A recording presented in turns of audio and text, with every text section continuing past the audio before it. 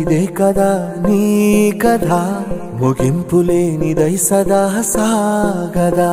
నీ కంటి రెప్పలంచున మనస్సు నిండి పొంగిన ఓ నీటి బిందువే కదా నువ్వెతుకుతున్న సంపద ఒక్కొక్క జ్ఞాపకానికి 100 ఏళ్ల ఆయువుందిగా ఇంకెన్ని ముందు వేచనో అవన్నీ వెతుకుతూ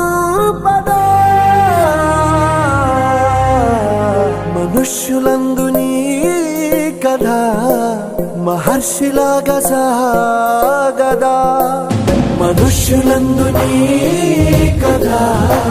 మహర్షిలాగా సాగదా